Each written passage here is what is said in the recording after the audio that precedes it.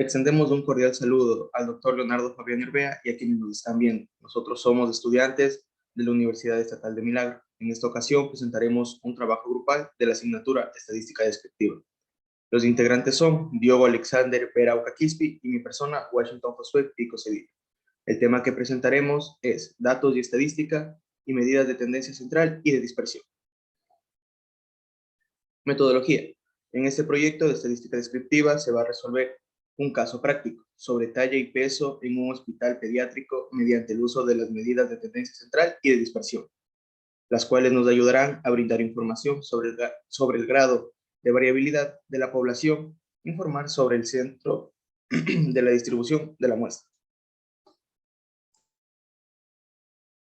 Presentación del tema. En este caso que estamos presentando en este documento, deseamos saber con exactitud cuál es la relación de talla y peso de neonatos de un hospital pediátrico, tomando en cuenta su historia clínica, refiriéndonos en la curva estandarizada extraída por UNESCO, la cual clasificó a los datos como normal y no normal.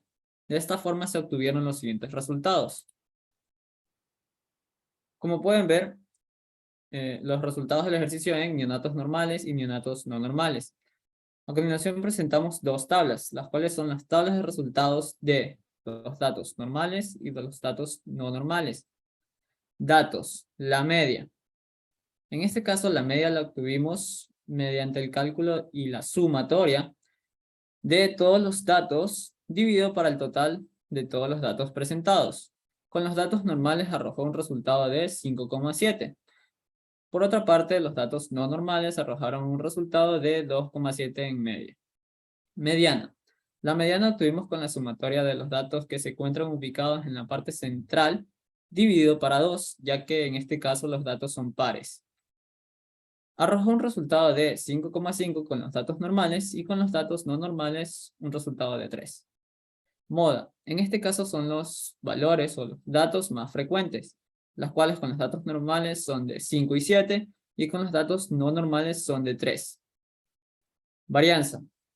En este caso, la varianza con los datos normales la obtuvimos mediante el x sub i menos media y esto elevándolo al cuadrado.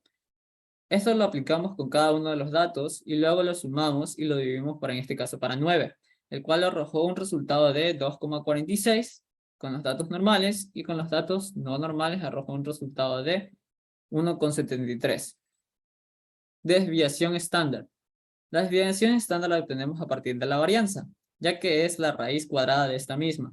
Con los datos normales arrojó un resultado de 1,57 con los datos normales y con los datos no normales arrojó un resultado de 1,31.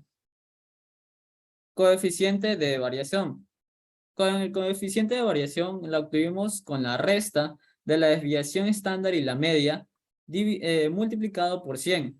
Arrojó un resultado con los datos normales de 27,54 y con los datos no normales de 47,14.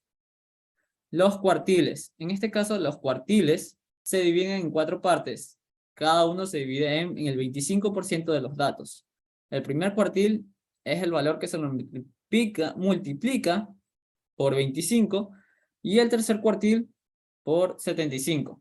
En este caso, con los datos normales, arrojó un resultado de 4,75 en el primer cuartil y en el tercer cuartil de 7 con los datos normales. Y con los datos no normales arrojó un resultado de en el primer cuartil de 1,75 y en el tercer cuartil de 4. Amplitud. Con los datos normales obtenemos un resultado de 7 y con los datos no normales con un resultado de 4. Intervalo básico de confianza. Para obtener el intervalo básico de confianza lo que se hizo fue la sumatoria primero de media y desviación estándar, que dio con los datos normales 7,27 y la resta de media y desviación estándar también, que dio un resultado de 4,13. Esto con los datos normales. Con los datos no normales dio un resultado en la sumatoria de 4,12 y en la resta de 1,48. Y por último, el porcentaje de representación, que lo obtuvimos gracias al intervalo básico de confianza, ya que son los números que se encuentran dentro del rango. en este caso con los datos normales, de 4,13 a 7,27. En este caso arrojó un resultado del 70% en los datos normales, y con los datos no normales arrojó un resultado del 70% por igual. Ahora podemos ver la tabla de frecuencias. Para encontrar la frecuencia absoluta, lo que tenemos que hacer es coger los datos que nos dan al principio del caso práctico. En este caso vienen siendo 4, 7, 5, 5, 3, 6, 5, 8, 7 y 7. Para encontrar la frecuencia absoluta acumulada, lo que tenemos que hacer es, al primer dígito que tenemos de 4 se le suma con el segundo. Esto nos da un resultado de 11. A este resultado le sumamos el tercer dígito de la frecuencia absoluta, nos daría un valor de 16. Y así se lo hace consecutivamente hasta llegar al total de la suma. En la frecuencia relativa lo que tenemos que hacer es, de la frecuencia absoluta tomamos el primer dígito y lo dividimos para el total de la frecuencia. En este caso nos arrojó un resultado de 0,0702. Para hacer el segundo dígito tenemos de igual manera de la frecuencia absoluta, tomamos el segundo dígito, lo dividimos para el número total y nos arroja el resultado en este caso de 0,1228. Así se lo hace consecutivamente con los demás para obtener el resultado.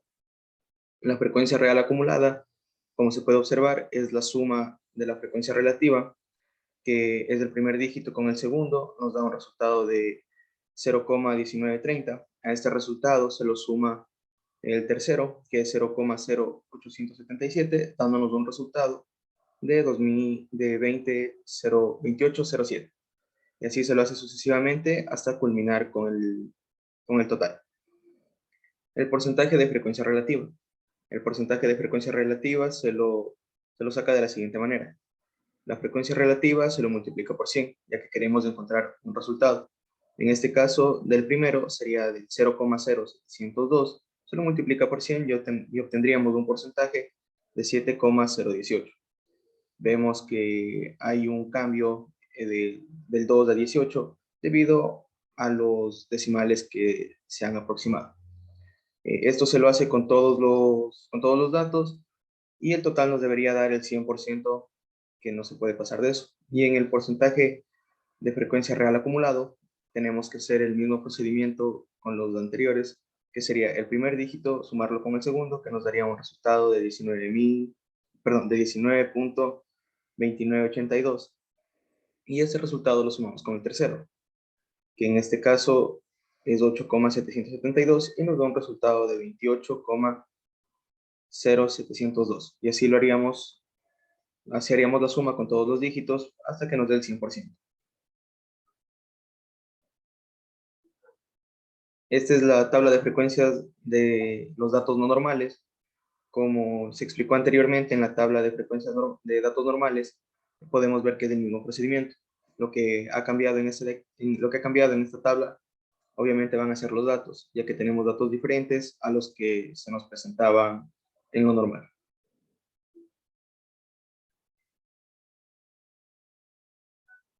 Ahora podemos ver el diagrama de barras de cada una de las frecuencias. En este caso son de los datos normales. En la frecuencia absoluta podemos ver cómo varía el diagrama de barras que empieza con los datos que nos dieron. La frecuencia real acumulada podemos ver que va de manera ascendente, ya que empieza desde el punto más bajo hasta el último, que sería el 100%, que esto nos ayuda, bueno, esto lo sacamos ya ordenando los datos. Y la frecuencia relativa, como podemos ver, también tiene una variación entre cada uno de ellos, ya que simplemente son los datos que nos dan al principio, sacados con su frecuencia relativa. Aquí también, como podemos ver, estos son los datos no normales. Tenemos igual la frecuencia absoluta, la frecuencia relativa y la frecuencia real acumulada. En este caso podemos observar que en la frecuencia absoluta y en la frecuencia relativa también tenemos diferentes variaciones en el diagrama de barras. En la frecuencia relativa también lo podemos observar, que empieza desde el número más alto y continúa bajando por el tema de los datos que nos dieron al principio. La frecuencia real acumulada, como dijimos, es la sumatoria en total hasta que llega al 100% y que va de forma ascendente. Conclusiones. Del procedimiento estadístico de datos de la muestra, se ha llegado a la conclusión que la media y la mediana es de 5,5 y de 5,7 respectivamente, lo que nos demuestra que la talla y el peso de los pacientes del hospital pediátrico rondan entre los 5,5 y 5,7, siendo más frecuente 5 y 7. El 25% de los datos rondan en 4,75 y el 75% entre 7 de talla y peso de los datos normales. La dispersión de los datos se establece en una varianza de 2,46, proporcionando una variación de 27,54 de talla y peso. De esta forma se obtiene un intervalo simple que se encuentra entre 4,13 y 7,27, acogiendo al 70% de los datos dentro del mismo.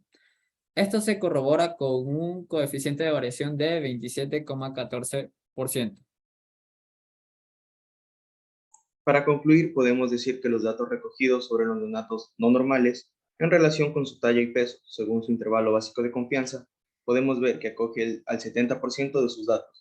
Esto nos quiere decir que su margen de error no es tan grande. También podemos notar que su moda es 3. Esto nos indica que este dato no normal es el que más se presenta en los neonatos que se encuentran en los diferentes meses. Muchas gracias por su atención y esperamos de encontrarnos en una siguiente ocasión.